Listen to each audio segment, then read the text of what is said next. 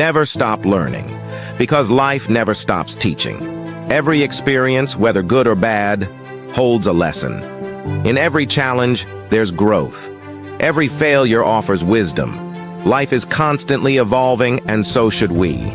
The moment we think we know it all, we close the door to possibility.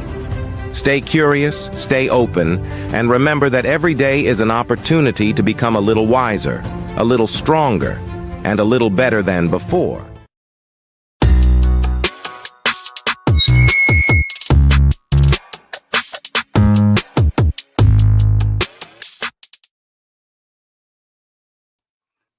Hey everyone, as we are coming back from the summer's medical issues, I know it's been a long time, but we're coming back with Ashley Griffin today. She is from Broadway, so we're going to get into the Broadway things. We haven't touched Broadway yet. So she is a writer and a producer and an actress in it as well. So we're going to learn more about her life, everything that we want to talk about, and the new stuff that she's actually coming up with. So I'm going to read out her bio real quick and then bring her in, and we will just get to talking. So Ashley Griffin is a Broadway writer performer, most well known as the first person in history to be nominated for a major award, NYIT Award, for both playing and directing Hamlet for a theatrical production. As a writer, Ashley's work has been produced, developed at New World Stages, Manhattan Theater Club, Playwrights Horizon, and more. Ashley received the Well Life Network Award and a county commendation for her off-Broadway play Trial. Directed by Lori Petty and heralded as, if this show were on Broadway, it would win the Pulitzer stage score, which is currently in talks for a transfer. She has written extensively for film and TV and is the author of 2 best-selling novels, Blank Page and The Spindle. As a performer, Ashley has appeared extensively on the off-Broadway as well as in TV and film. Highlights include work at the Gershwin Theater, Lincoln Center, Playwrights Horizons, MTC, the Public Theater, as well as in The Greatest Showman and on Homeland. She holds a BFA from NYU's Tisch School of the Arts and has trained at the RSC and the National Theater. At Ashley Griffin Official is her handle, www.ashleygriffinofficial.com. So welcome, Ashley. Hi, thank you so much for having me. Yeah, that was a lot to hear my bio just like read like that. Yeah, that was a lot. I was like, oh wait, sorry, I had to pause because it was like a lot of letters versus like words. I was like, oh, okay, yeah. All right, right. But that's a lot of accomplishments, though. That's awesome. So, how did you get started in all this? Well, I'm one of those people that I was kind of just born knowing what I wanted to do. And I love telling stories and being involved in storytelling sort of with all of me. So like when I was a kid, my one rule growing up was I wasn't allowed to put a show on in the living room before 7 o'clock in the morning. Oh. And, whenever babysitters would come over, it'd be like, okay, we're going to play Cinderella. Okay, I'm going to stop you there. You need to say this and move over there. Let's try it again. So, for me, it was sort of just like, how do you know that you want to breathe? I knew that I wanted to tell stories. And I'm fortunate that I was born and raised in Los Angeles with an incredible, very supportive mom, who is the furthest thing from a stage mom ever. So it was very much me, begging and pleading to get to do this. And so eventually she put me like in a kids acting class because she was like, I need a break. And I found my people. And I started working as a child actor in LA when I was very young. I did my first play when I was 5 years old, and then did film and television and whatnot as well. And I was always writing at the same time. I wrote my first musical for my 3rd grade class to put on when I was 8 years old. Wow. And because I started acting when I was 5, and I didn't start writing until I was 8. And 3 years is a very long time at that age. I used to really think that I would never be able to be a professional writer because I lost 3 good years of training that I would never get back. And so the two just sort of really holistically developed alongside each other. And then I went to New York, and I always knew I wanted to work on Broadway, in addition to film and television. And at the same time I was auditioning, started to have some success with my work as a writer, and everything kind of just very much developed in parallel. So would you rather write or do the acting, or what would be more of your niche, or your... I love them both, and they're very intertwined with me.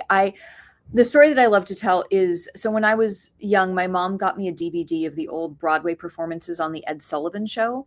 Mm-hmm. And one of the performances on it is Anthony Newley doing Who Can I Turn To, which if you don't know Anthony Newley, most people now are probably the most familiar with him he wrote the score to Willy Wonka and the Chocolate Factory with Gene Wilder. Okay. But he was hugely famous in the 60s and did a lot of wonderful things. And I loved his performance, and being the little Hermione Granger that I am, I went to the library to do some research and found out that he was the first person nominated for Best Book of a Musical, Best Score, and Best Actor for the same show in the same year. And Wow. I, at that moment, was like, I want to be the first female Anthony Newley. So when I have opportunities to be in my own work, I love doing it. I don't always do it. I love, obviously, acting in things I haven't written. There are times when I write and I'm not in them. But for me, I think of the quote from the Shadowlands about C.S. Lewis, where somebody says about him, I don't know if you'd rather be the child caught up in the magic spell or the magician casting it. Mm-hmm. And I feel like when you write and perform, you kind of get to do both. So they're both very linked for me. They both feel very intertwined. And I don't know. I couldn't really imagine not doing either of them. So it's almost like, kind of, if you're in one of the seasons and just like writing, like, okay, I'm in this season of writing, I'm happy here, and then I'll just go into the next season acting and kind of doing writing and acting a little bit less. Well, kind of, are you in that kind of thing? Or I'm very prolific, and I'm very fast, and I'm very good at multitasking. So I'm always working on a lot of things at once. So like right now, I'm really excited because my off-Broadway play, The Opposite of Love, which had a hit off-Broadway run last year, I wrote it. I'm also in it. It had such a wonderful success that Tony-winning producer Neil Gooding, who's wonderful, I love working with him, is bringing the show for its LA premiere. And we're actually heading into Tech Week starting tomorrow, and we open this Friday. So I wrote that, and I get to be in it. But at the same time, I'm auditioning for other things. I am writing other things. I just closed a show in Austin. I'm a 2-time best-selling novelist. I have a book signing coming up at Barnes & Noble in September. And so I am constantly multitasking, and I really enjoy that. And I find that it's actually really helpful for avoiding either writer's block or feeling sort of stalled as a performer, because there's always something else that you can go and do and focus on. And sort of, in my mind, it's kind of almost like cross training. So if you're doing a lot of this kind of writing, you can, move over and go to the elliptical instead of weight training and do this over here. So I'm sort of always doing a lot of things simultaneously. Oh yeah. I kind of, I feel that same way on my stuff too. Like, because I can't sit and just do one thing at a time. Yeah. That drives me insane.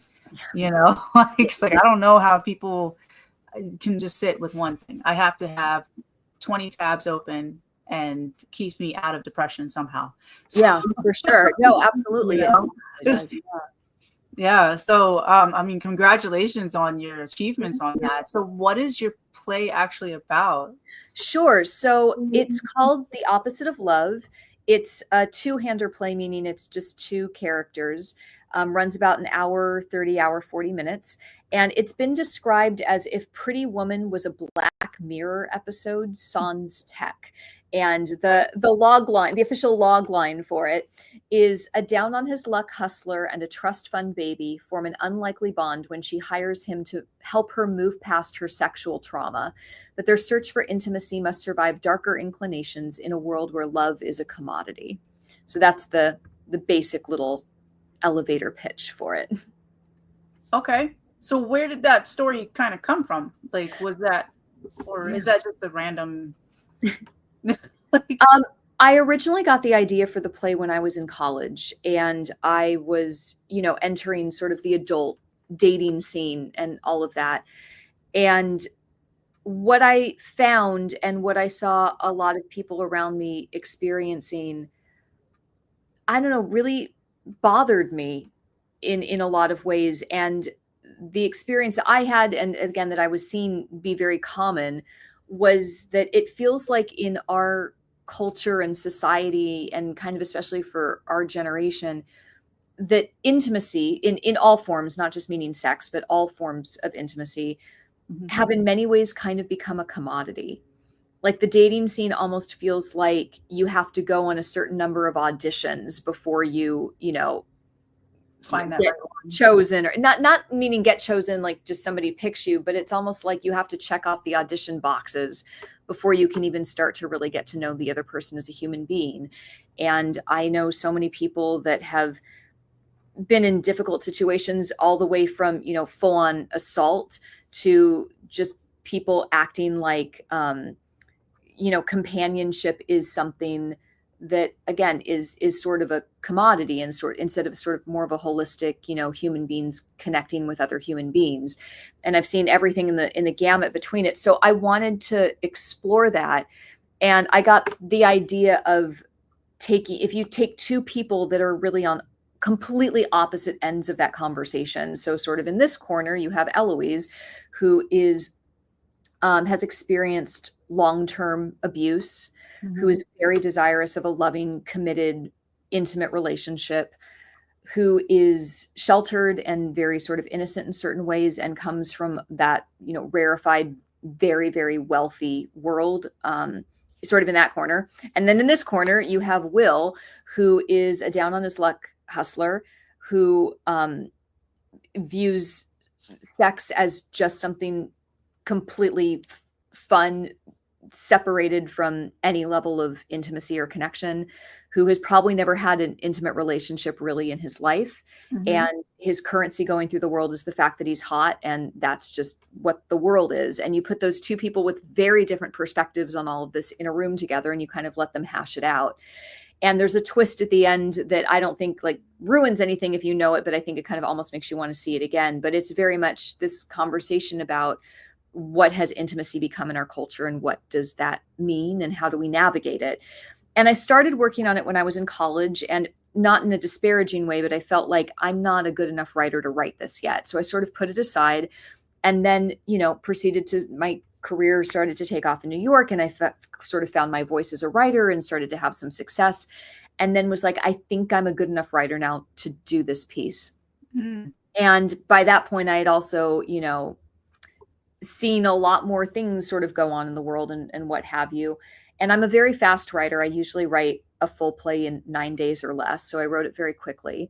And we had some development and started to get a lot of attention right before COVID. So we were actually supposed to open off Broadway in the fall of 2020. And knowing that this was happening was sort of keeping me going. And we ultimately ended up opening off Broadway almost exactly a year ago. And then we did really well. And now we're coming here to LA. So that's sort of where the whole thing originated from. And it's only become more relevant and more resonant. And everybody who's seen it has come up to almost everybody who's seen it at the end has come up to me and shared, I've never seen anybody talk about this in such an honest way. There's been this great cross-generational conversation that it's really started, where a lot of people who are maybe in an older generation are like, I had no idea that a lot of these things were going on. Some people are like, yeah, absolutely. This is what I've experienced. Pretty much everybody from sort of our generation who's seen it has said it's the most accurate depiction of dating in our current culture that they've ever seen. And it talks about it from all angles. Will has experienced a lot of really negative things, just as Eloise has. It's whatever your gender, your orientation, your generation, if you have ever gone on a date, there's something in the show that will resonate. And a lot of people have talked about that it's discussing things that nobody talks about. And they've sort of always felt that they've been sort of silently struggling with, and didn't feel like they could share or discuss. And it's opened up a lot of really great conversations, which has been really exciting to be a part of. Wow. Yeah. If I had the money to go out there, I would go out there and see that. I'd love for you to get to see it. Yeah, it's too bad it's not on movie at this point. I know. Well, hey, if enough people come and it gets enough support and love, then, you know, this will hopefully be the beginning of a longer life. That it does exist as a screenplay as well. So that would be really fun. Yeah, that really would be an awesome movie, and just kind of going through different, not just the abuse and the relationship, but different things in different different types, like just adding on to that and just like touching on that, like that right there. I've had the abuse myself. I'm the one Eloise kind of deal. Like, I'm that opposite, and it's like, all right, but hashing it out, that whole staying and having to hash it out, that's a little bit of it. I would stay for this play. Oh, and I'm wearing my show shirt for everybody, which has my face on it, which is both really cool and very strange to walk around with your face on an item of clothing. So. Right. Yeah, I should autograph shirts on that end. Yeah. Hey, come to the show. I will sign your shirt at the stage door. Heck yeah. I mean, man, that does sound like a great play too. Are you going to bring that out to Alaska at least? I'd love to. I'd love to. Write to our producer and tell him you want it to come out to Alaska. I'd love to bring it out there. Yeah, because we have a nice theater out here. Like, they really do like to do productions out here too. Yeah. So, like, I'm wondering if that. I'll have to definitely have to go into that and see if you guys can come out here. Figure that out. I've never touched that realm of anything. So, but I do know that it's downtown, and people do like to go out. So, yeah. It would be quite interesting. But yeah, that would, man. All right. So your books. Yeah. When did you write your books? That sort of depends on if you're going by when did I first start setting pen to paper and when were they actually published. So, they actually both got publishers at the same time, but they didn't want to release 2 debut novels at the same time, so they staggered the release by a year. Blank Page is Blank Page, spelled Paige, is incredibly near and dear to my heart. It actually initially existed and still exists as a pilot script that's received a lot of interest, and I'm hoping that it will get made into a show. But it's very literary based. And in the meantime, I was like, I feel like this would exist in the realm of literature in a book really nicely. So Blank Page takes place in an ethereal bookstore where all of the employees are fictional characters who haven't been written yet. And they have to live this purgatory-like existence tending to the literary canon until their author shows up to claim them. And into this world comes Paige, who is the first character ever to not know anything about herself. And it sends the rules of the world into a tailspin and causes all the characters to start to question how much free will they have over their own lives. And my other novel is called The Spindle, and it's a reimagining of Sleeping Beauty set in the ancient Celtic world, and it brings in a lot of mythology. Blank Page and I go way back. It's one of the first things that I really started writing in earnest, again, as a show, and then later started turning it into a book.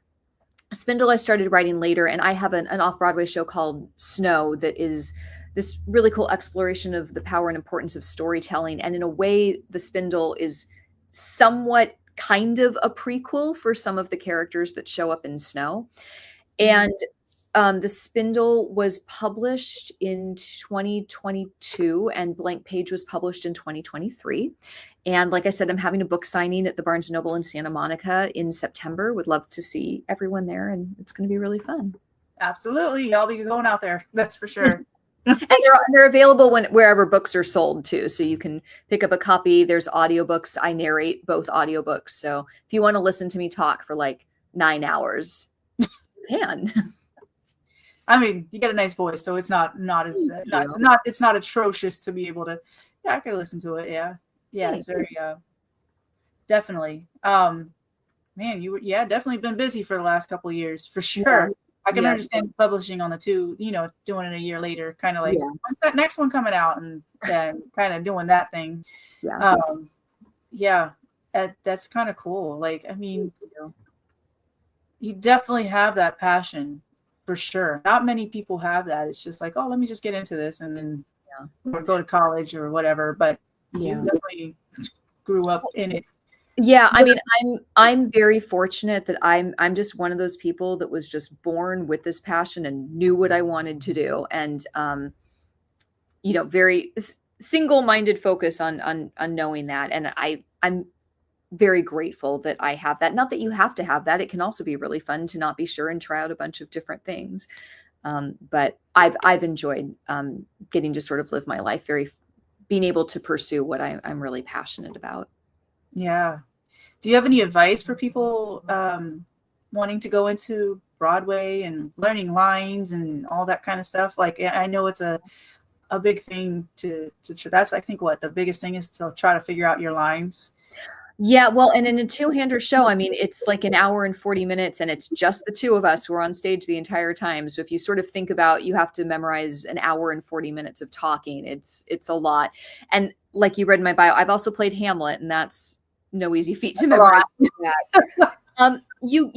You know, a lot of it is not, it's just a slog, and it is work, and you just have to do it. But one of the things I found to be really helpful is, I don't know if all of your listeners have heard that term, sort of multimodality learning, and like the different ways that people learn best.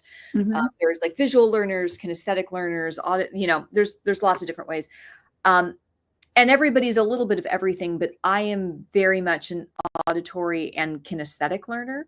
And so when I sort of discovered that, at least for me personally, sitting and staring at words on a page, I could learn lines that way, but it wasn't as easy. I was like, I'm really auditory. Why don't I try this? And so one day I just tried like recording a voice memo of just all my lines read as neutrally as possible. And then just, you know, could listen to it like on the subway or wherever. And I suddenly was like, oh, I'm learning this much faster this way. And I'm also very kinesthetic. So being up on my feet and doing things. So I would suggest, think about how you learn things best and then tailor it for that modality of learning. But in terms of getting into the industry, I think the first thing is you need to be getting into it for the right reasons. If you want to do this because you want to be famous, or you want people to applaud you, or think like, don't do it.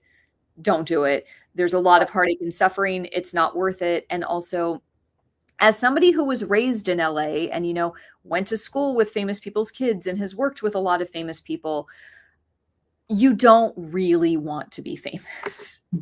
I think when people think they want to be famous, it's the idea of, you know, occasionally walking down the street and people get excited that you're there, or having opportunities, or people send you free stuff. And like, that stuff's super cool. But it's like, especially when you're famous for being a performer, you're the product and the creator of it, and you can't just turn it off. So like, a weird analogy is, you know, if you're a judge, you go to work, you put on the robe, and you are a judge. And at the end of the day, you get to take that robe off and go be yourself. And when you're famous, you don't get to take that off ever.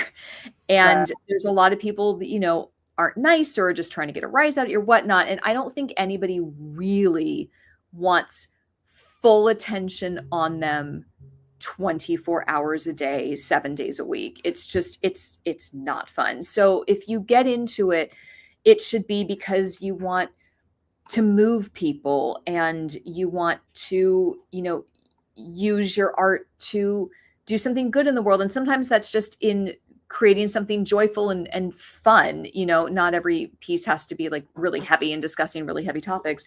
And then train, like really, really train to do it. Get your voice and speech classes in, and take dance, and go to really good acting classes. And then you just sort of have to pound the pavement and deal with a lot of disappointment. And that means you're in the club. And also learn and know and own what's special and unique about you. And don't let anybody take that away, because that's what is not only going to make you successful, it's also your unique gift that you have to give to the world. And it's really precious. So in very generic terms, that's what I would advise. Okay. Yeah. So everybody moves from New York to LA. You just stayed in LA. I moved from LA to New York, and I'm fortunate that I get to be bi-coastal, so I get to work both places, but New York is really my home base, and I really love being able to focus on theater and all that. So what's the would you rather be in the New York area for the theater or the LA theater? I mean, New York is a theater town. Theater in LA, there is wonderful theater in LA, but it's not a theater town. It's a film and TV town, which is great. But if you really want to focus on doing theater, you kind of need to be in New York. Okay. Yeah. So where would you, how would you, oh, sorry. Like, how would you, like, for somebody who is just getting there, you know, that old school, I'm going to move to New York when I'm 18 and I'm just going to live there and get into the movies or whatever it is in there, into acting. What would you tell that person? Where would you go first, kind of thing? Wherever you are, start by getting really good training, because the other element to this is, you know, everybody always says, you know, it's preparation meets opportunity, or preparation meets luck. When that luck hits, you don't want to not be prepared. So wherever you are, see what training they have. And if you want to go to New York, you know, save up money. It's expensive. You know, you're going to get an apartment with roommates, and then have a game plan. You know, find a teacher you want to train with in New York. There are great day job listings on playbill.com that are a lot of times theater related. Like a day job that I had that was great was working front of house in the Broadway theater. So I not only got paid, but I got to see everything for free, which was awesome. And yeah, take classes, pound the pavement, just keep auditioning, and you've got it. A lot of times the people that are successful aren't necessarily the most talented ones. It's the people with the most perseverance. So just keep fighting for it. And it's hard and it's scary, but it can be done. So. Okay. Wow. Yeah, I thought about it. Now this day and age with TikTok, Instagram, doing all those quote unquote actings, I guess. Yeah. How hard is it? Is it relevant to like do a Broadway and then try to do a little TikTok or something with it to keep the Broadway, you know, do all that stuff in there? Yeah. Get followers, or like you kind of have to. I have a decent size Instagram page or account, I guess. I'm on TikTok. For me personally, TikTok's not my favorite thing. It's a full-time job. I mean, that's the thing. And when you're working on a show, and even just for yourself, I mean, like I said, you're a brand, you kind of have to be on there and you have to do stuff. But it is a full-time job. I mean, the people that are real like influencers and are, you know, TikTok celebrities and whatnot, like, mad respect, because it's an enormous amount of work. And it's not just a lot of work in terms of time and energy, which it is, but it's its own medium. You know, creating things that are going to be really popular on TikTok is a different skill than creating a play that's going to be really popular. I tend to not think as strongly in like little, like 20, 30-second segments. Mm-hmm. And the people that do, it's fantastic. I mean, the channels that I follow are amazing. And honestly, it's kind of I'm kind of stunned that, you know, TV stations or streaming networks haven't given a lot of these people like their own shows. You know, the YouTubers that I watch, like, I don't know, if I were running a television studio, I'd be like, let me give you an hour show every week and just keep doing what you're doing, because it's better than what's on TV. So I do my best. And when I have time, it's fun. And I like to sort of create things. But a lot of it is you know, when you're in the industry, you also sort of have to keep up a presence. And sometimes it's just really exhausting. So if I could have somebody to run my social media channels for me, I would be very grateful. Yeah. I mean, just posting up a meme is just exhausting, just to sit there and think of, it's like, oh, all right. But yeah, no, like, I do have a YouTube channel where I feel like that medium is something I have a little more fun with. I have, you know, extensive deep dives and analyses of various things that are, you know, related to, you know, not just entertainment, but also about creating and writing and stuff. So that I think I enjoy doing a little bit more. So if you want to see some really fun deep dives, come follow my YouTube channel. So let me put that YouTube link up. Yeah. So what else is, after this play, is there anything else written? I have so many things written. I have an enormous repertoire of things. I'm hoping for a future life beyond this, even for Opposite. You know, we're talking about maybe taking it to some other places. It'd be really fun to come to Alaska or do a film adaptation. So come see it in LA, because that will help support the future of the show. I have lots of new things that I've written. Like I said, just closed a show in Austin that was a world premiere of another play of mine. I have a play called Trial that is very near and dear to my heart. And it's the thing that, if God forbid I never wrote another word in my life, I'm happy that I wrote this play.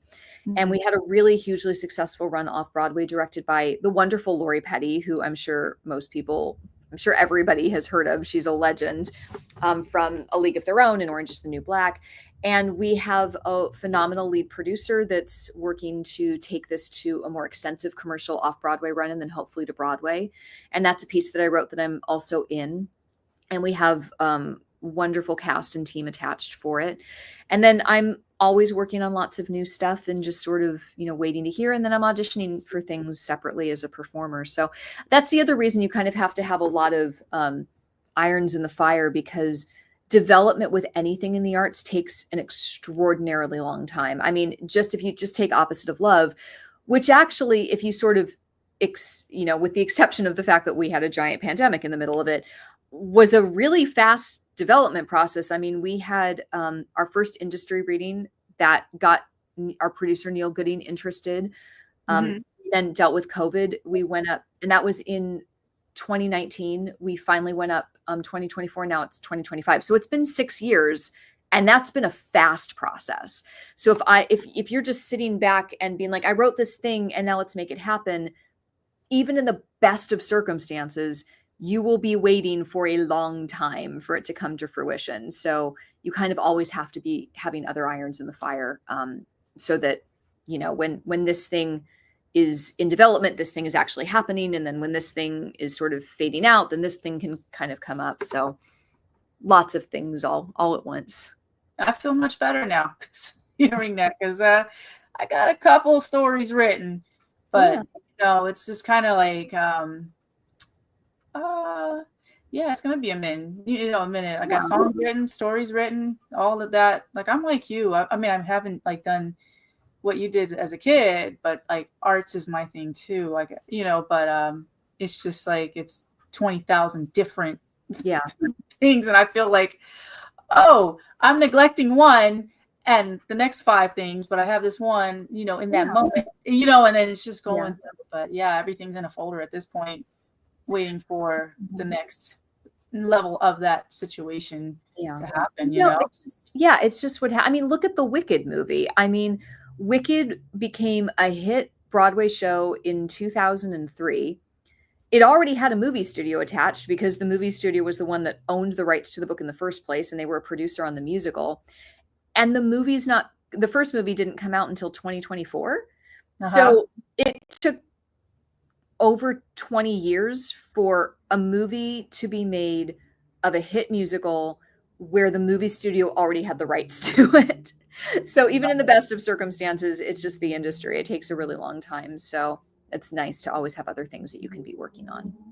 Yeah. So do you talk to, like, when you write something, you don't want anybody to take your work, right? So like that copyright mess has to happen, but like talking to other like, what's that like, having to talk to somebody that you actually trust, like another producer, like, hey, do you think this is going to be all right?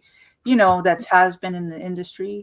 Like, is there a trust issue on that end kind of thing, or you can just... Oh, absolutely. And I think you sort of develop little tiers of people as they go out of, when you might bring in their voice into a project or talk to them about it, or trust levels or whatever it is. So I tend to, when I'm writing something, I tend to live with it by myself, as long as I feel like I am still making progress alone. When it gets to the point of like, I need someone else's eyes on this, that's when I start to bring some other people in. And I have a core group of just a few very, very trusted people that are friends of mine, that are in the industry in some way, that are A, really good at what they do, B, are incredibly trustworthy, C, know me and care about me as a human being. And D, are also just really, really smart about working on new work. So what I'll usually do is have some sort of a table read, if that's something virtual or something in person, and just invite my really intimate, close circle into that, because it's really vulnerable showing something new for the first time, especially when it's something that kind of scares you, or it's new for you, or you're unsure about. And then they can ask questions and talk to you about it. And it can really be in this sort of core group. When you have it to a point where you're like, yeah, this is, I mean, it's obviously early in its development, but it's feeling solid, then you can start to bring in maybe more people in the industry who are going to be looking at it with more of a sort of commercial lens, for lack of a better description. Because at that point you're looking sort of for next steps. And also at that point, that's when you are theoretically opening yourself up to somebody saying something that might be kind of hurtful, whether it is meant to be or not.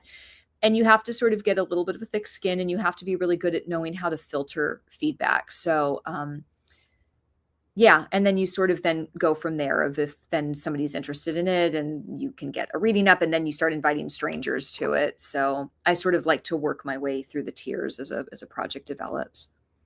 Okay. All right. Yeah. I mean, sometimes I envy that lifestyle, but I really don't. Like you said earlier, don't want to be famous. Yeah. I get it. Like, you don't want to have people like looking at you 24/7. You want to be able to go out and have your own life, kind of thing. Yeah, it's store.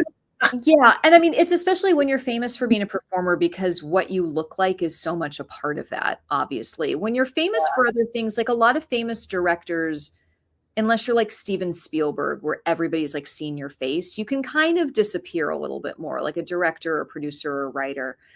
But the second people really start knowing what you look like, it's a lot. And it's and I mean, when you're talking about the social media and things, I mean, even with, doing rehearsals and stuff, it's just the difference of, I can't really have a day of rehearsal where I just sort of, don't worry about makeup or don't worry about like looking all nice. I'm just there to sort of work, because it's like, we need to film stuff for social media and people are going to be taking our photos. And, it's that tied to, celebrity too. I mean, if you really think every time you walk outside of your house, you have to have perfect hair and perfect makeup and all that, that's stressful. It's fun to do that for maybe a couple days, but every day of like for the rest of your life. Yeah, no, like I have a hard time having makeup on. Yeah. It's just like I have to take medicine to have makeup on, because I don't know if I'm allergic to it or not, but it's just, it feels cakey or what. I don't want to do that for the rest of my life. That's why I'm up in the I don't have to wear that. No, I actually much prefer just not wearing any makeup, and I'm happy going out like that. But if somebody's going to take my photo and like post it all over social media, I'd prefer to have some makeup on. So. Exactly. But it's still like, yeah, I have to do that with my photography at this point. Yeah. Like, they know me now. It's like, okay. Fine. Whatever. We'll just go ahead and do that. But yeah, I can't, I like the whole laid back look. Yeah. Completely. I like to be behind the scenes. Mm-hmm. But I also have fun being in front of the scenes too, in a way, on my own levels, not for everybody else, but for me. But other than that, like, that whole thing, it's just a lot. Yeah. I never understood that paparazzi lifestyle. I could never do that and ruin somebody's life like that, It's a lot. And I think that it's very easy to mistake people sort of fawning over you or being excited about you for love. Mm-hmm. And it's definitely, they're two very different things. And there is really the whole thing. I mean, the whole paparazzi, media thing, it is a game, and the whole, build you up to tear you down is very true. So while the fantasy of, having your face in a magazine talking about like how gorgeous you are and how awesome you are is awesome. I mean, who wouldn't want that? If you take that, you're going to have to take being in a magazine talking about how unattractive you are and how nobody likes you and how, you should be whatever it is. So Yeah. Yeah. And And you can't just turn it off. So. right. And then having that safety issue too of, you know, you don't know who was, you can't just walk down the street and be safe. You don't know who's talking. And that's a scary thought, you know. I was doing a show once with somebody who was about our age, a young, very, very, very famous gal. And we like were tired at the end of rehearsal. And we were like, do you want to just like go see a movie or something? And in order to go see a movie, we had to like sneak out through like an underground exit of a hotel.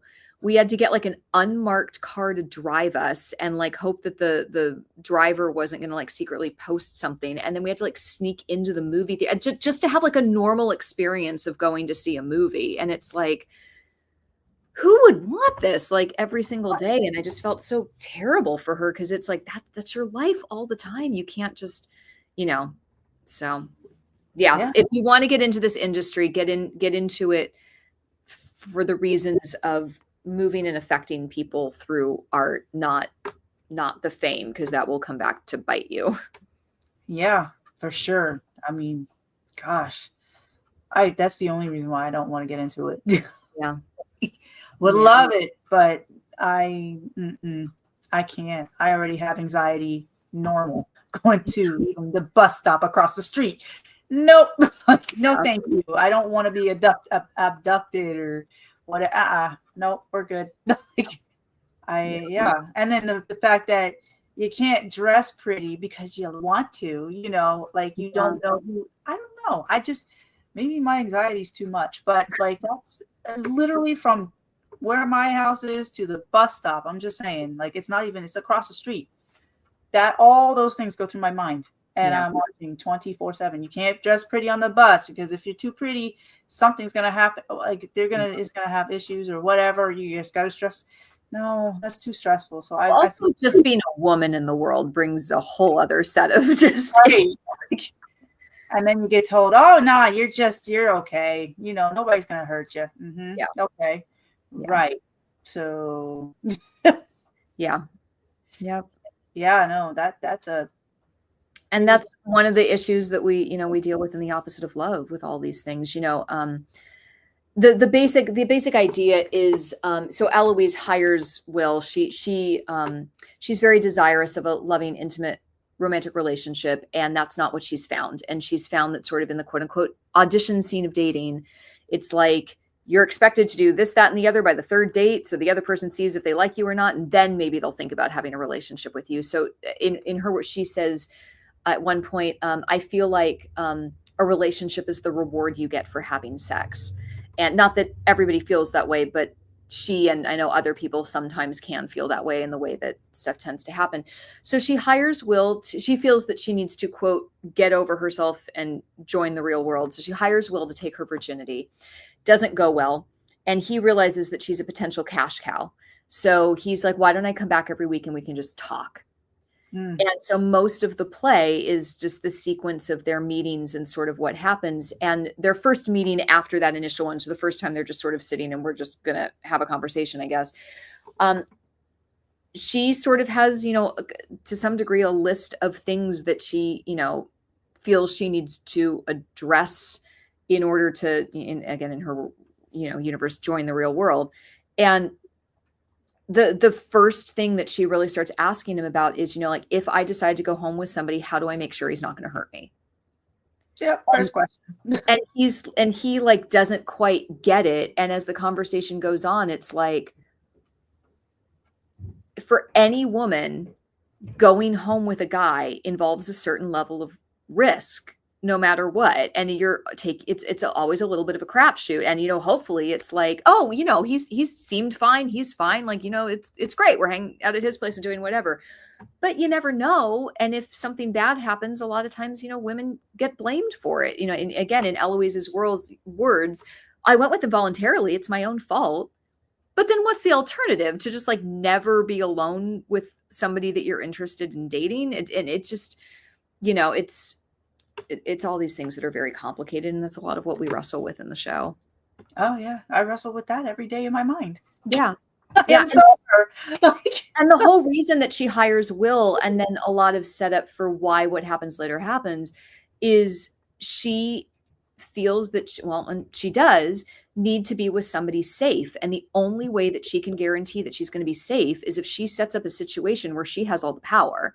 She's hired him, she's paying him. He could get in an enormous amount of trouble if he doesn't do what he's supposed to do, and if she says don't do that, stop, he has to do it. And Right. that's like the only way that she, for her, feels like she can start to explore these things safely, is knowing for sure that she's in a safe environment. But the only way that she can feel in a safe environment is if it's transactional. And that's part of the whole problem. So yeah, absolutely. But hopefully she's able to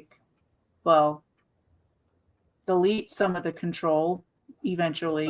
It was like, okay, well, I'm safe in this area because he decided to, maybe, I don't know the story, but right.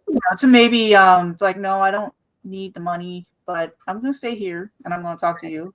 Keep, create, little by little, a safe environment. That's all we want. Well, and then the reverse happens for Will, where Will has never sat and had an intimate conversation with somebody.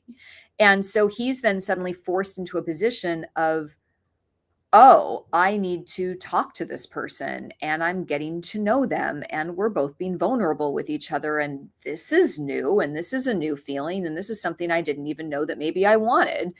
But he was forced to be in that position. And then there's the whole question of if there wasn't money involved, would you have ever sat with somebody and just gotten to know them? So a lot of these questions are the things that then start to get stirred up. Right. Yep. I can see that one too. He'd be like, no, I wouldn't have talked to her, but here we are. Yeah.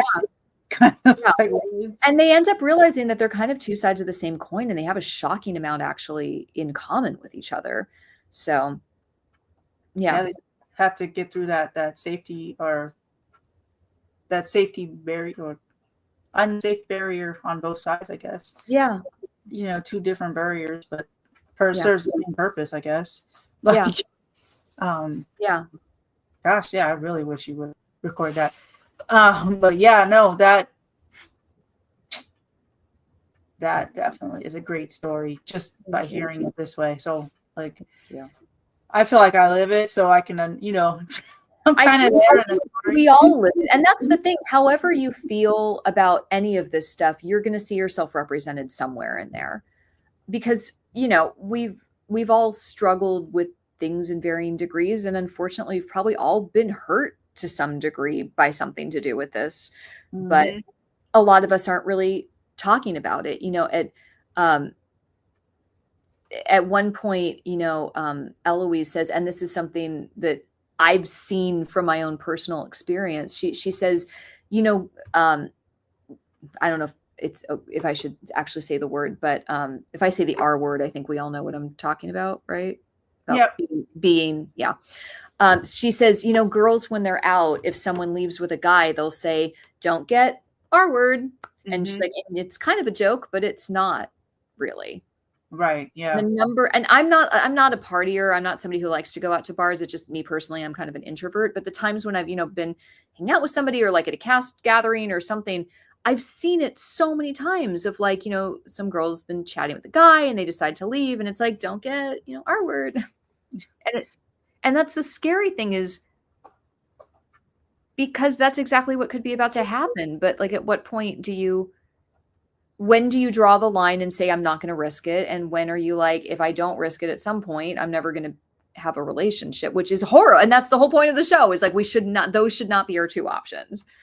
Yeah. And, in my personal experience, I've not tried, but like Eloise, I've kind of tested in different ways, but different people from different aspects, whether they're church going, whether they're not, just different parts of the, things. And they're like, oh, and it seems to have the same effect, and I'm like, wow, that's pretty scary.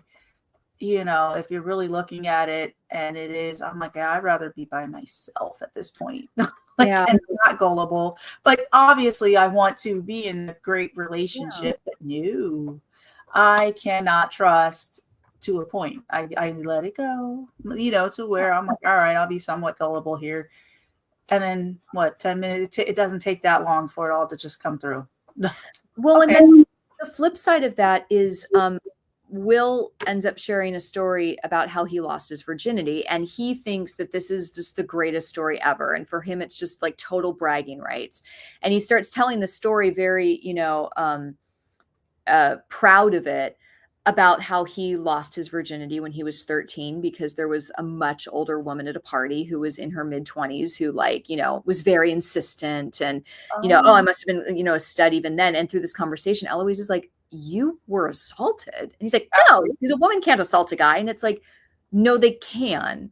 And he's then forced to completely reconceive a lot of experiences that he's had in his life because there's just been that thing of like, oh, yeah, you're so macho, and like, that means that you're a real guy, or whatever it is that's also horrifically damaging and totally untrue. And he starts to realize that really deeply affected his entire relationship to intimacy throughout his whole life. So it can go both ways too. And the number of men that I know in my own life that really sadly have that same story and never really talked about it and never really realized it was anything less than something to brag about until they got into like their 30s is heartbreaking. And we need to talk about that too, because it's very easy and obvious, and we should be talking about all the shit that women put up with. Right. But men have to deal with a lot of stuff too, and that's often not a part of the conversation. Yeah, and it causes a lot of disassociation and anger and I hate to say it, but abuse too. Like you don't know where, and they don't know where it's just disconnecting at. Yeah. And I don't condone abuse or anything, but it could be a possible, like why they choose the people they choose, why they do the things they do. We all get desensitized in these situations, and like you said, like just to don't get our word. Hey, like why are we saying it like that? Like, right.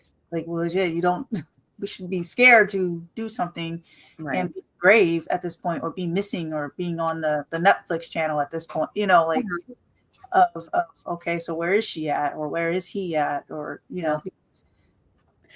And there are moments of like physical intimacy that happen in the show that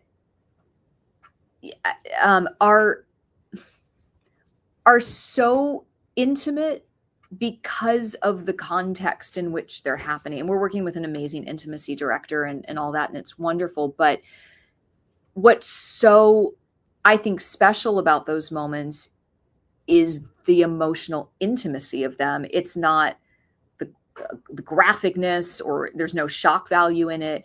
But then the things that we find so overwhelmingly intimate are not necessarily the big graphic things. It's the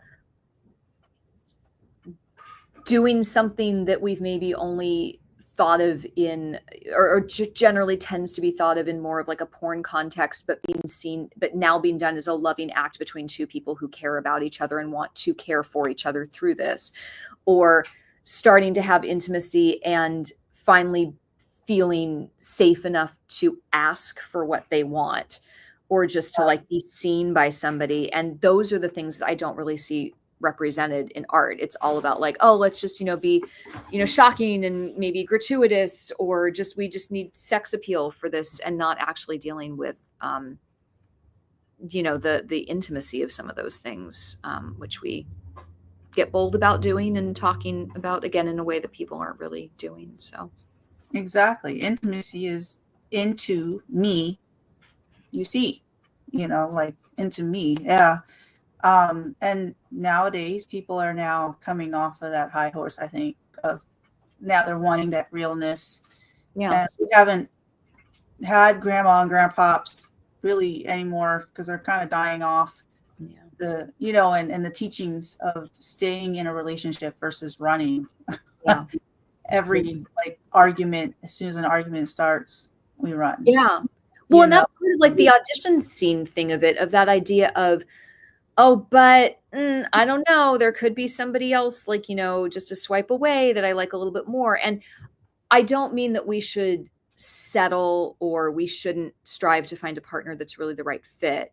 But the idea that like some fantasy person is going to come down in a golden cloud and replace the partner you're with that you really deeply love and have intimacy with, and the fact that we still are trying to chase that, I think can be problematic. And, just like, if you're swiping on an app or something, it's like, oh my gosh, they're so pretty. I don't know, but there might be somebody with a nose that I like a little bit more. It becomes like, why don't you just, why aren't we all just like have robots walking around to be our, partners or something? It's even then it's going to be a problem too, because now you're going to want this nose over here and that foot over there on different robots. Yeah. Well, and the thing that like I find so special is, I don't know, for me, I'm somebody that it takes a while for me to start to like feel that way about somebody, but all of a sudden you do, and suddenly like they're the most attractive person you've ever seen in your life, and that's something special that can happen. And when you're just looking through a catalog, it's just totally devoid of any of the stuff that I think can make serious long-term relationships really, really special and meaningful. Absolutely. Yeah. But I guess it takes two to tango as well. So right. Yeah, you gotta have that other person willing to sit there and deal with that, and then me dealing, like for instance, me dealing with that other person. Like, okay, for me, just give me, the first 5 minutes, give me, are you crazy or are you not? I'm okay either way. You know what I mean? Just give it to me on the table and let me choose to be able to stay or not stay, kind of thing. I'm a cool person, but how far do I want to dig and not waste my life? You know what I mean? Like, so, but. And there's a moment that Eloise has in the show where she ends up being pushed to the point where she just starts articulating all of her fears. And they're kind of all of our fears, but within that, some of the things she says is, that I can't be honest with him, that I can't tell him this, that I can't tell him that. And I think a big difference between Eloise and me as a human being is Eloise feels like she just needs to then shut up about those things. And if I can't be honest with him, then I can't be honest with him and I won't be honest. And I'm somebody that for me feels like you sort of said, like, well, if my choices are be alone or be with somebody that I can't be honest with, I'll take being alone. But again, we shouldn't, I feel like we should all be striving for relationships where we feel that we can be, honest with each other and communicative and all that. Yeah. But also having a safe space. Yeah. Well, that other stuff can't happen unless you're having a safe space. So. Right. Like that other person has to create a safe space for a person to come in. We do it for our kids mostly, and just creating that space for us to be able to bounce off the wall for a second. Like, all right, well, this way, but you're safe enough to be, you're staying, you're stable, we're cool. And being able to be a fence for that other person. It's kind of hard to find in different ways now. This is absolutely. I mean, there's a moment when Will they're starting to connect, and I mean, literally, he just wants to like hold her, like nothing, sexual or anything, just wants to hold her. And he says, I won't if you say no, and I will stop if you tell me to stop.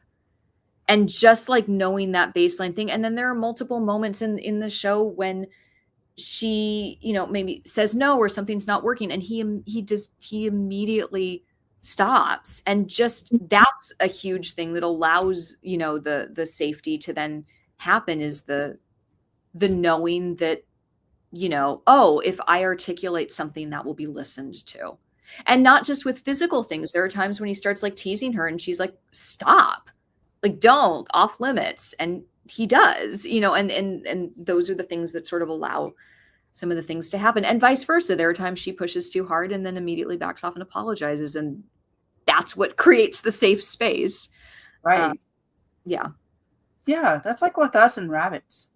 Mm-hmm. Rabbits, we go forth and rabbits run. But if we just stay in the, in the yard or something, or wherever they're at, and we just sit there, not minding our own business and just kind of putting out little food or whatever, and let them come eventually, just kind of piece them together, and they'll just kind of hop in your lap somewhere along the way. But hopefully.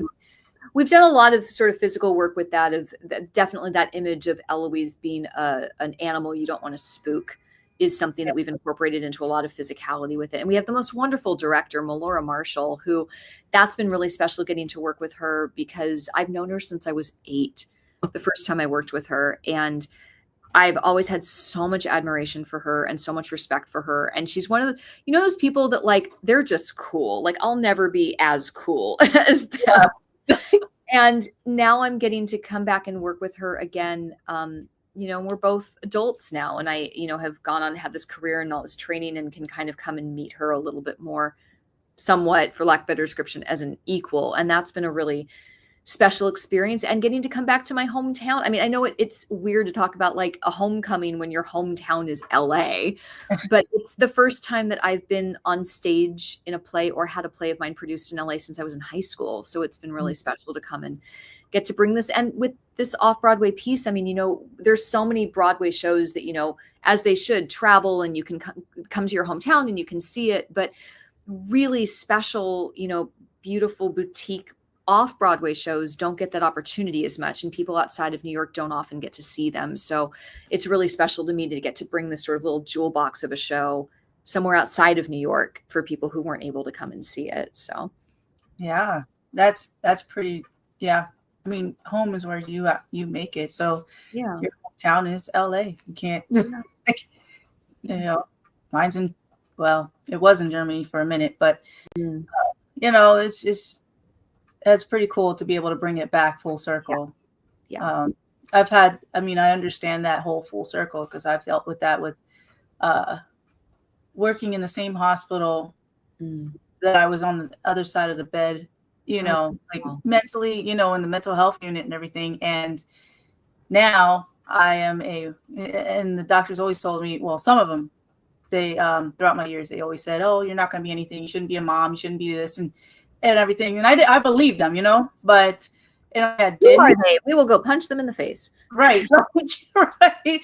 But I'm petty. So I had a kid and brought the kid there. And I was like, okay, so here's a kid, but when I came back to Alaska, I didn't expect it. I was going for the slopes, and it turned out that the hospital called me for a job. So, and I ended up being my doctors, all of them, even my son's doctors. We were all co-workers. And I was like, wow, like who would ever thought that? You know what I mean? That's like that was way off the rockers back in the day. But just to be able to be on a level with the same level with the doctors, and to be able to work with them in a different light, even though I was working with doctors before, but they, some of them just said, we need you. I'm like, why? Like, I'm just this crappy person. You know what I mean? So like, I'm like, Eloise, what? No. Like, so, but that whole full circle coming back around and seeing that whole just coming through and seeing that work, going what you went through and all that stuff, and then coming back in and like, yeah. I'm so glad that happened for you. And I'm really mad that anybody would talk to you that way or treat you that way. That's not okay. Yeah, that's where Eloise, when I would connect on that end, that abuse mess. I don't deal with people because of that stuff. A bear taught me how to see myself, honestly. Like, but yeah, no, that was, so it just,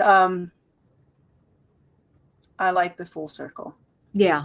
It was pretty nice to have that, even if it was for a second, now we're on a different level, but it still was nice to know that even as a human being, you can still get out of your situation, and there's hope on that other side, and there's some kind of love there, and,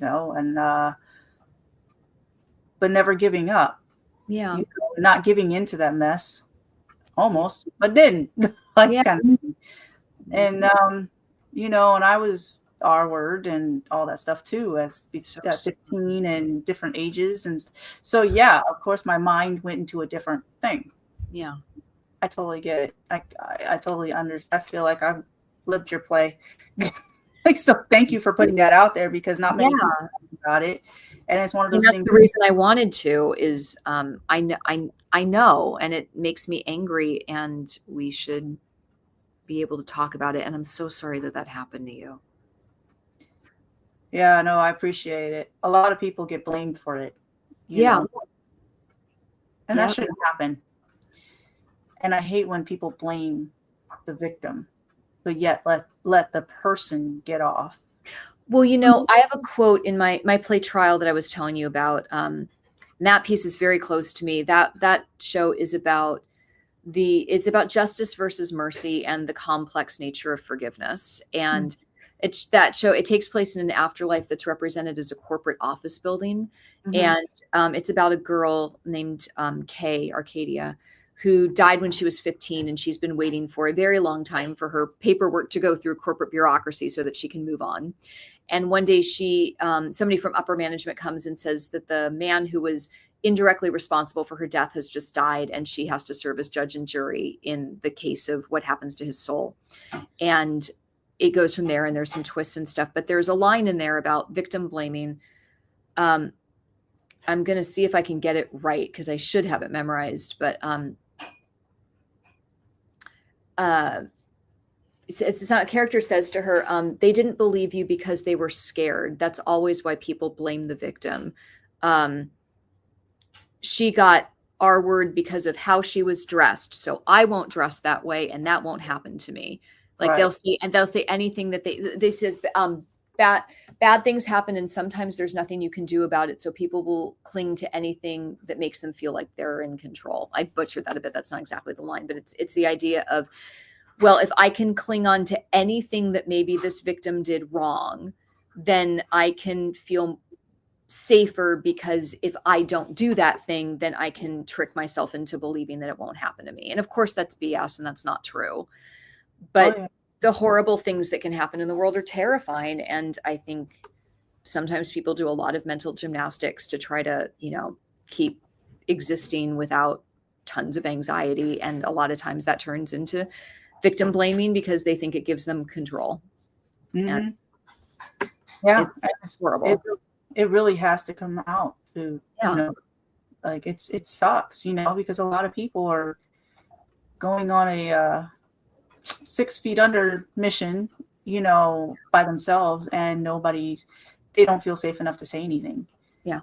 Because nobody's wanting to hear what they have to say, or even with people with mental health, like schizophrenia, I've noticed that when I was in the unit, that they would all come to me, but I actually witnessed, different things happening in different units. And I got hit up with like a doctor issue when I was pregnant the second time, and just the abuse that goes on into certain units.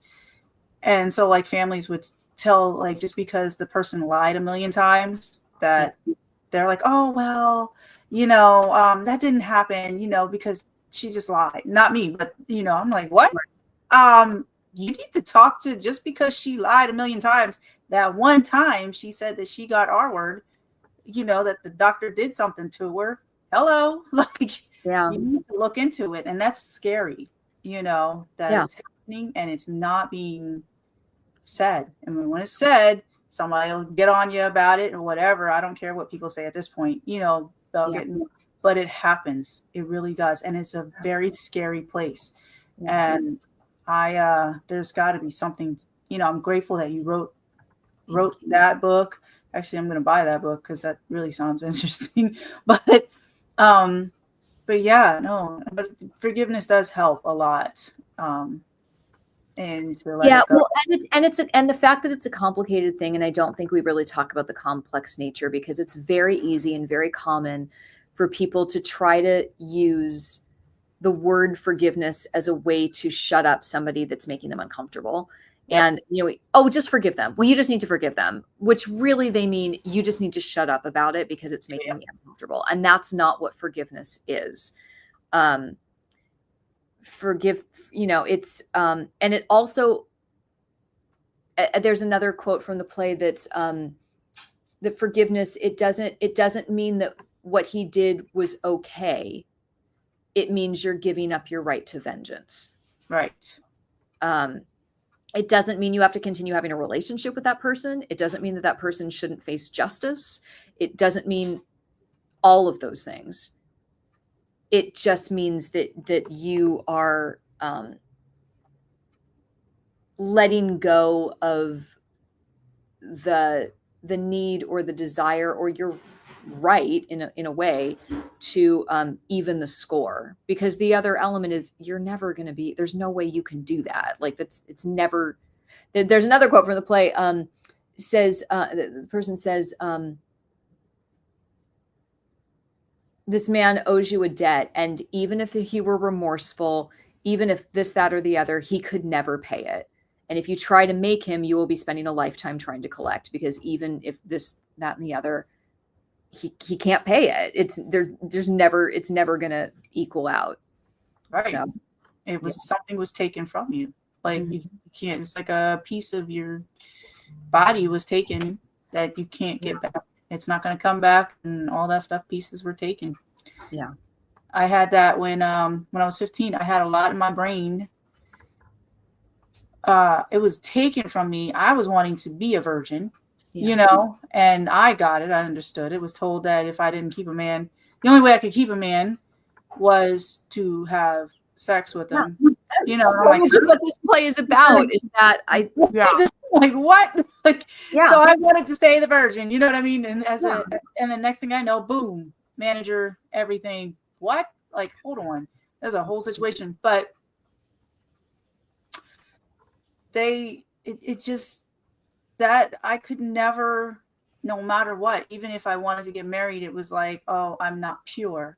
Even though I didn't personally give it up, I'm still not pure, like kind of thing. Even if I went with God, I'm still not pure. If I didn't have sex for a million years, I'm still not, you know, it just all that in that brain. So it kind of like messes you up something. You're not so much. It's horrible. And that's so much.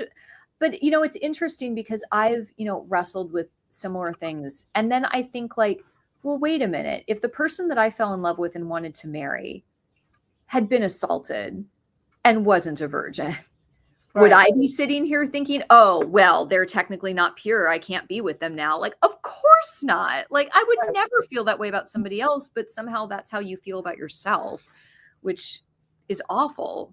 Yeah, it's a horrible thing to just keep on repeat.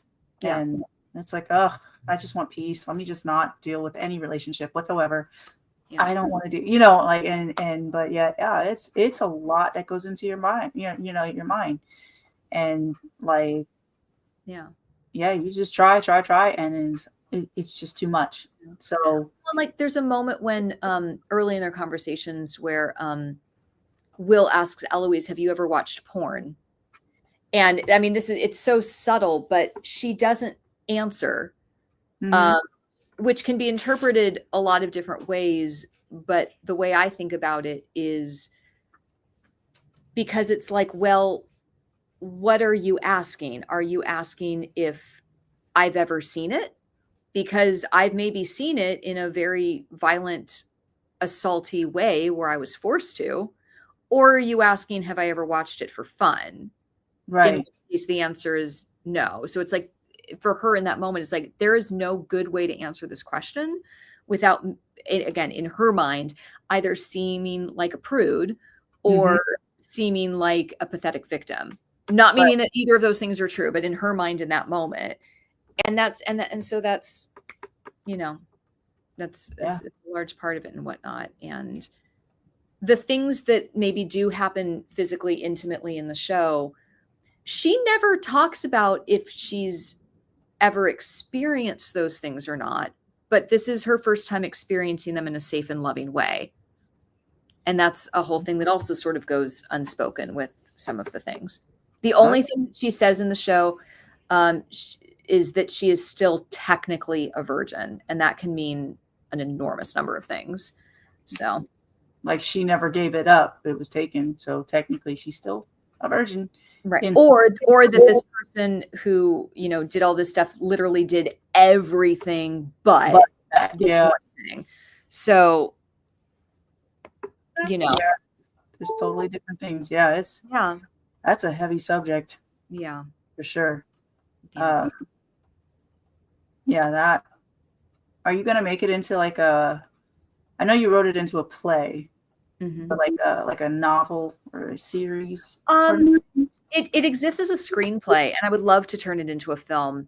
at this moment, I mean, never say never. I don't feel like it would necessarily translate that well into a novel form.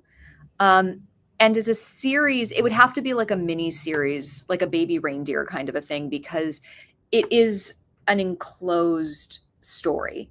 It lasts for a certain amount of time. And the reason that I think the play is impactful is that it starts at a certain point and it ends at a certain point. So I wouldn't make it into like an ongoing series, but like if we wanted to expand the film and make it a mini series, I'd be down for that. But I think a film could be really cool for it. Yeah. What about like doing something for like many things for like therapy use? That'd Having be really cool too. Yeah. Like little series or whatever in different scenarios that when they're in the office, the therapist can actually play it and be like, hey, we can, in group sessions or something. Yeah, for sure. I mean, we also partnered with some really awesome abuse organizations in New York with the off-Broadway production and did some talkbacks with them and their counselors and whatnot. So, yeah, I think that's going to be a powerful hit there. Thank you. Yeah, and I would totally look into the abuse realm, and I mean, it's your thing.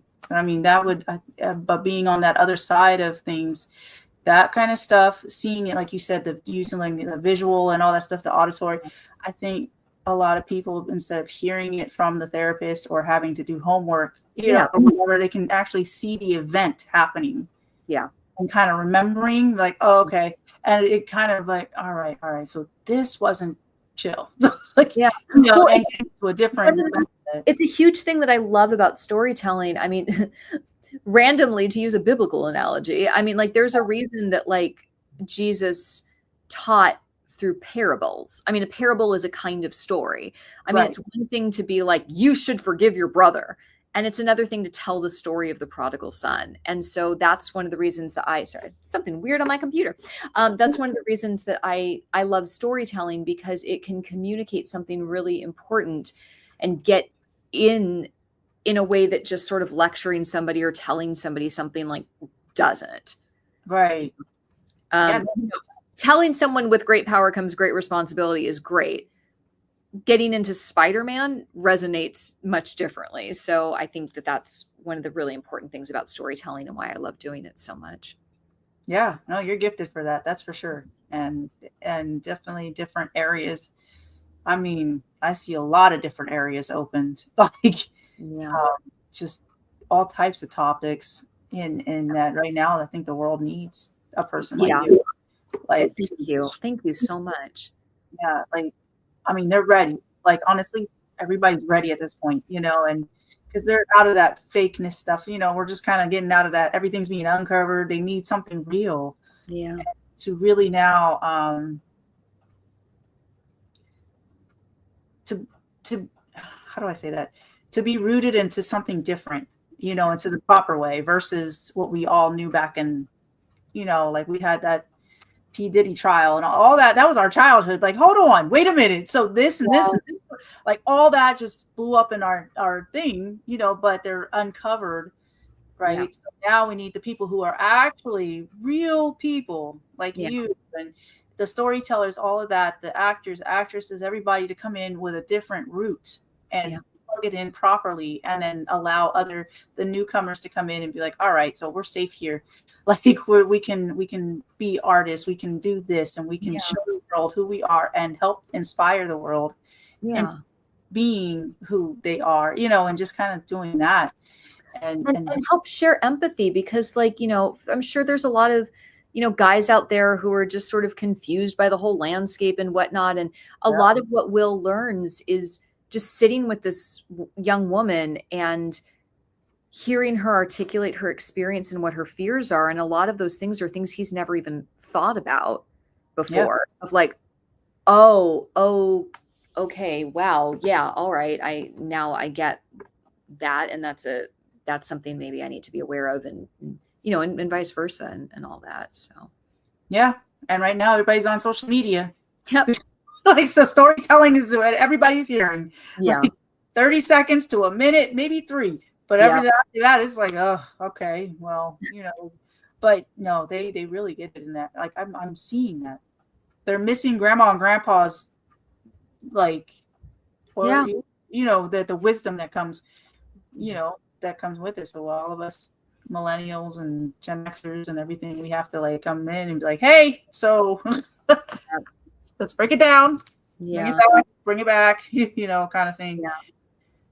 And do this properly again. But yeah, learning, like you said, Will had to learn how to have empathy. Empathy is a big thing that we all lost in this world. Yeah. It was either fake, not fake. If not fake, it was bad. Fake is good. It's like, what the heck has happened here? Like, so being yourself is not even a good thing. So, you know, we have to come back and be okay with it, you know, but being a pioneer in that situation, but they're ready. Everybody's ready. You know, I think so. So everybody come out and see the show and tell us what you think, because we'd love to keep this conversation going. It'd be really fun. Absolutely. So yeah, so we're gonna end with this, and I'll have to come back and keep chatting. This is wonderful. I could talk to you forever. Absolutely. Oh yeah, absolutely. Any subject I'm up for. Right. Like, you are definitely invited to do even, you know, pretty much anything, you know. So thank you. Your family now. So anything that you share on Facebook or whatever, I try to share on the Oil Runners broadcast, Facebook as well, you know, just kind of keeping things and whatnots. But as long as it's shareable, I'll try to, and I see it, I'll try to share it. So yeah, we're all here to help each other and each other grow and whatnots. So yeah, so in Alaska, we say Chanan in the Dena'ina language. That's beautiful. And that means thank you. And I'm going to talk to the theater. I'm going to look into that to see, because that's a whole new realm for me. I just know we have it, but I do know that it's nice inside. I've seen it. I went to the bathroom in there, but bathroom's important.